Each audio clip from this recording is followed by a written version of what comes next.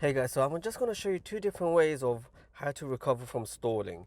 So right now the car's turned on. If I go to gear 1 and if I was to lift the clutch above the threshold of the biting point, look, it's going to stall and it jump forward and the car stall. The way you know you stall is that jumping forward and also the lights come on the dashboard, which we'll show you later on.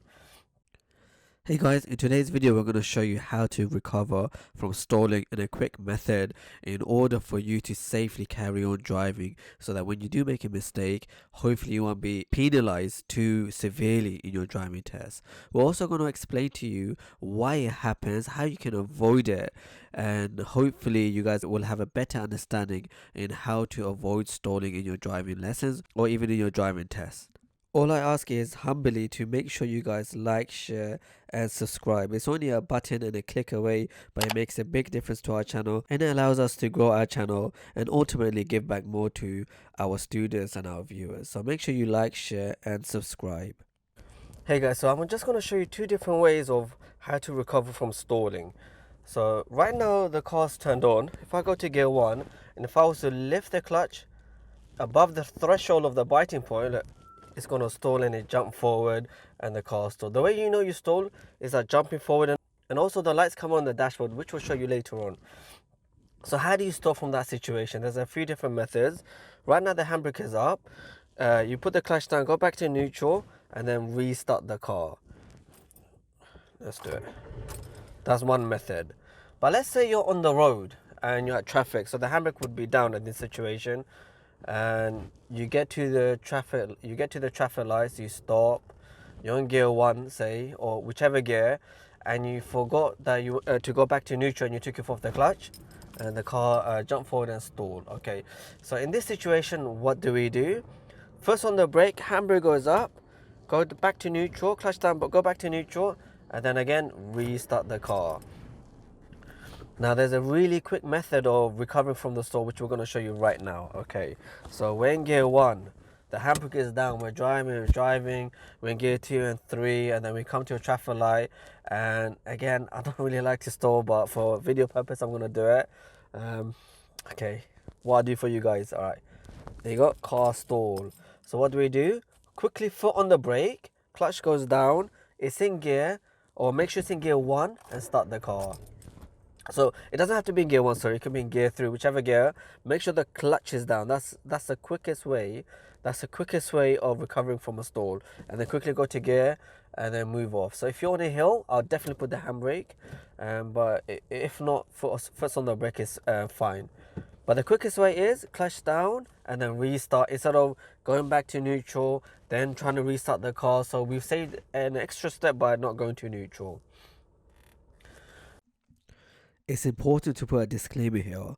You have to consider the road surface. So if the road surface is uphill, I'd brake and definitely put the handbrake up. I know I talked about it here, but I just want to emphasize it.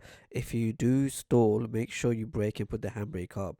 Unless you have really, really good clutch control and you feel like you can brake without rolling back and move on to the biting point. And we talk about this method of getting to the biting point in our other videos, so make sure you watch the other videos. But if you're a student with limited amount of hours, make sure you put the handbrake up and clutch can be down and restart the car, then quickly go to gear 1. And that's the other point, make sure you guys don't miss out on, is once you put the clutch down and you restart, you have to go back to gear 1.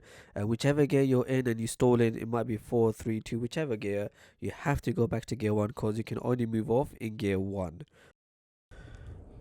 Okay, so why do people stall the car? We just showed it to you earlier on. You lift it to high above the biting point. But another method or another reason why you stall is, say you go to gear 1. Let's say the handbrake is down, but what you do, you lift the clutch too quick.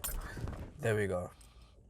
That's one way of stalling, lifting the clutch too quick. And I'm going to quickly brake, clutch down, restart the car. So we're already ready now. So we're already safely turned the car on, but because we're slightly downhill, I'm going to put the handbrake up, feet over to the gas, get ready to the biting point now. So we're ready to go. Every instructor teaches slightly differently. Some teach without the handbrake, some teach with it. I personally teach with it purely because we don't want you guys to get that major fault by rolling backwards or forwards. So it's very easy to fail if you were to roll back, if there was a car around you. So in order to minimize that major fault, we use the handbrake. Other instructors will teach you to do it without it, and that's their method of teaching, which is fair enough. It's not wrong. I think my method is a lot more better because it minimizes and it reduces the chance of you getting that major fault if you were to stall and roll back. And number two, your foot's on the gas and you're ready to move off really quickly.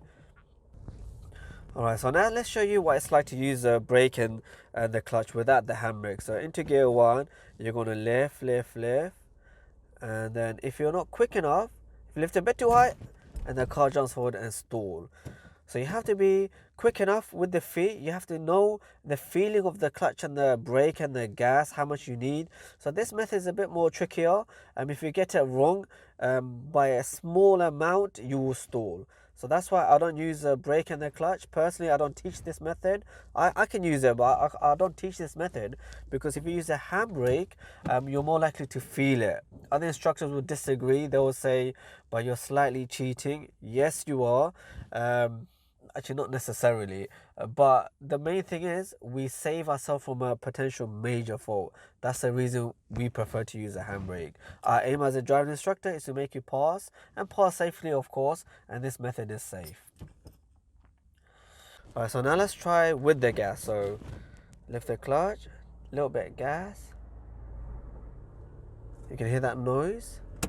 Handbrake goes down. If the car doesn't move, lift the clutch an inch. So that's with the gas, brake and clutch. Now without the handbrake, you're going to lift, shaking, but you have to quickly go into the gas. And look, I've stalled because I wasn't quick enough. And this threshold, the clutch wasn't high enough. So that's one of the dangers of using the brake and the clutch without the handbrake. Because you don't really feel it, you don't hear it. But if you can do it, you have exceptional clutch control. Don't get me wrong. If you can do this, it's not a problem. It's not wrong. But as a student, you've had 10 hours, 20 hours, 30 hours. Compared to someone who's had 10 hours of 10 years, of driving experience, you can't compare the two. So the best way to learn and the quickest way to learn is with the handbrake. Alright, so I've stalled the car many times in today's video. Let's leave it at that. I don't want to annoy my car. I don't want to make my car upset. So let's leave it at that. Hopefully you took something from this video, and we made it quite in-depth, and there's more to it in fact, which we're going to go through in our other videos. So make sure you catch our other videos about clutch control. So we showed you how to recover from stalling safely and quickly. We showed you why it happens. We gave you some examples, some real life examples why you would stall in your driving test or your driving lesson. And it's up to you, the student, to figure out your best method, which you think is the best way to drive, how you find it comfortable. Obviously discuss it with your driving instructor if you got a driving instructor. But the main thing is at least learn how to recover from stalling. Don't forget to like, share and subscribe. Subscribe to watch all our other videos where we talk about more in-depth analysis into clutch control, how to pass your driving test, tips on how to impress your driving examiners. So make sure you like, share and subscribe.